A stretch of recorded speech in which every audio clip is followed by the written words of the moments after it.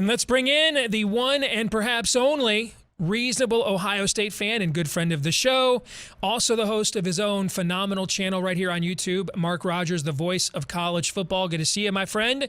How are you? I'm doing well. We're talking about football. We're talking about games that are actually being played right in front of our eyes and not 7 or 8 months ago. And we got that full weekend of Thursday through Monday that, of course, we're not going to get until bowl season, but it was fun to watch. And now the overreaction can continue, I guess, until week 2. So then commence overreaction. Your thoughts on what you saw from Michigan week 1? It's significant. It is not over the top significant because, of course, the opponent was Western Michigan, which we expect to be a mid-level MAC team. But don't we see teams of Michigan's caliber, meaning I expect Michigan to be one of the 25 to 35 best teams in the country this year. Don't we see them struggling in situations like this on a fairly regular basis or once in a while, i.e., ironically, Washington losing in these circumstances? So they went out there and did something that that they need to do, that they're supposed to do in that situation, and that's once it was 7-7 and they got hit with the touchdown drive, took it off from there. And defensively, as a team that gave up big plays on a regular basis last year, takes on a Western Michigan team that led the nation in explosive play rate, limited them to no more scores while the play was still meaningful, a garbage touchdown late. I thought the defensive performance, the offensive performance, it was a complete team performance in doing what you should do against a mid-level MAC team. So I want to get your take on what I mentioned during my opening to the show. I could take, the box score there, and if you watched it, it's exactly, to me, the opener Michigan needed. We saw a new defensive coordinator show adjustments. We saw, from an organizational standpoint, they looked very organized on the defensive side of the ball. There were a couple of moments late in the game where they had to use timeouts, but that was garbage time with backups. So, Cade McNamara looked completely in control. It's the first time since 2010 that Michigan has 2 touchdowns of 70 yards or more in a game. So we saw the big plays we haven't seen enough of in the Harbaugh era. It's the most yards Michigan's had in a game since the Maryland game of 2016. So we saw explosion. We saw offensive, a prolific offense. We saw a defense that looked a lot more organized and malleable and flexible. I could chalk all those things up, though, to the caliber of the opponent. Okay, I could. And that's why games like this weekend will tell us more about what this weekend meant. The one thing I saw, though, that I cannot chalk up to the level of opponent was what happened after J.J. McCarthy had his viral moment with that Matt Stafford, John Elway-like throw, Aaron Rodgers-like throw for his first touchdown. And, of course, this is going to be the highlight out of the game now. The moment's going to go viral. First person to walk over and embrace him and hug him and congratulate him afterwards was Cade McNamara. Now, we have not had a lot of that esprit de corps these last few years of the Harbaugh era. Frankly, we've had a lot of highly recruited guys that kind of gave you a vibe that they were here to develop for the NFL and were playing for themselves and not each other and not for Michigan. That, to me, with all the culture talk this offseason, again, all the on-field stuff that looked great, if I wanted to, I could chalk that all up to the opponent, Mark, okay, at least right now. But the one thing that I think is an internal mechanism is that kind of camaraderie on the sidelines from guys that are competing for the same position, and it's the most high-profile position in the sport. That, to me, I think is the most positive takeaway. And what you just stated becomes even more important going forward because of the loss of Ronnie Bell. Of course, the most productive receiver, the most reliable and experienced, but also the guy that I routinely saw, specifically last season, but even going back 2 seasons, the guy that tried to galvanize the troops and tried to spur them on with some emotion, some excitement to say, hey, we're down by a couple touchdowns, but I just made a play and let's build on this. He was the guy that I always saw that was providing that emotional lift, or at least trying to. And I saw very few of that. It's been a very robotic team in the last few years. Certainly, there's no question about that. But the Cade McNamara moment is even more important in place of trying to replace Ronnie Bell, not just from a productivity standpoint, but in this case, as a leadership component. Since you brought up Ronnie Bell, I love the Cover 3 podcast from CBS Sports. I think it might be the best college football podcast out there. But I have no idea how half of their panel thinks losing Ronnie Bell is a bigger loss than Muhammad Ibrahim. I love Ronnie Bell as a person. All right, this is a guy that came to Michigan with no scholar, not even Kansas State offered him, even though he was the player of the year in Kansas City.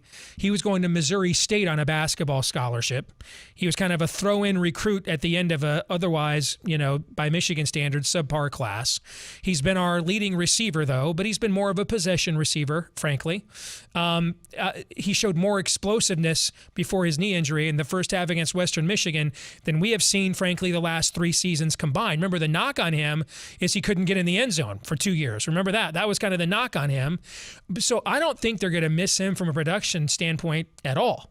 The only team in our league that has come close to recruiting as well as Michigan had at wide receiver is your team, Ohio State, and they got an NFL farm team in that room. So Michigan's got plenty of guys talent-wise that might even end up being more athletic than him, and you saw a couple of them on reverses in that game. Where he will be missed is what you just said. The last couple of years, he was one of the rare guys in a skill position. Shea Patterson was very laid back. Joe Milton was very robotic. Donovan Peoples-Jones and people like that kind of gave off a "I'm playing for me" vibe. But here it was the one guy that really did try to fire up that esprit de corps. And I think that's where he's going to be missed more than any place else, unless all this culture talk we heard this offseason, it turns out there's a lot to it. Maybe the friends that our friends at Cover 3 were a little bit putting too much stock in the 76-yard reception against Western Michigan, because when you talk about chalking up particular plays and statistics to the opponent, that's exactly what it was, because Ronnie Bell, yes, has been a possession receiver. I think that his productivity is going to be missed. I think that the guys that are replacing him haven't proven week to week. They've proven in spots that they can be explosive players. And to your point, much more highly evaluated and ranked coming out of high school than Ronnie Bell. So the 76-yard touchdown, yes, was an anomaly, no question, for Ronnie Bell. It was also a hell of a throw by Cade McNamara, who threw him down, threw him open 50 yards down the field. But yeah, I hear you. And the Cade McNamara, for him to provide the explosive plays that he did, and more so the receivers and the running backs did, but also the efficiency. I think I heard a stat that he was the second most efficient passer, albeit on 11 attempts in the nation over the weekend. So Cade McNamara, and I don't know, I'm not in the Michigan football circles. Of course, I've got my segment of my viewership that comes from the Michigan fan base. So I haven't heard too much ridiculous talk about let's get McCarthy in the lineup over McNamara based on the one throw, but there is certainly a huge difference between making one throw based on pure talent versus leading an offense play-to-play, red zone situations, and the entire deal at quarterback. Let's talk big picture here, the sport, first week. 83% of the games week one were won by the team that rushed the ball better. And keep in mind, we had 5 ranked-on-ranked games. You also had several high-profile conference games, Michigan State, Northwestern, Virginia Tech, North Carolina, where both teams weren't ranked. So 83% of games in week one were won by the team that rushed the ball better. We also saw some very high-profile games that looked a lot like something out of 1989. Penn State and Wisconsin, Georgia and Clemson, of course. Could we be seeing... this is the era of high-powered offense. You got to score 35 minimum each week just to show up, right? And be counted if you want to beat, the best teams in college football. Every now and then you get a regression in the mean. Hey, are we seeing an early sign that defenses maybe have caught up here with an actual full offseason and a spring to hit, to tackle, to plan, to prep, to get their timing down, and that, kind of maybe we're seeing a bit of a return to the old-fashioned football, albeit in some new fangled kind of formations? There's probably too much of a stereotype that offense is complicated. Offense is for the smart players. Offense takes time to gel. Offense is complex, and defense is simple. You go out there, you run to the football, you hit. Therefore, we just need to physically prepare and not necessarily mentally and in film study prepare for the opponent. But I think the classic example of what you brought up, we saw in week 1 in 2020 when a Navy team that is always well-disciplined and tough-minded and physically ready to play went up against a BYU team and couldn't tackle anything. Because they made the decision during the pandemic and during preparation for the game that they weren't going to tackle, no contact, no blocking, no anything, and they got run off the field 55-3 in un-Navy-like fashion. So that was the outlier classic example, but I think it does make sense that during this now full preparation of a season going into 2021 that the defense has been able to catch up to the offense.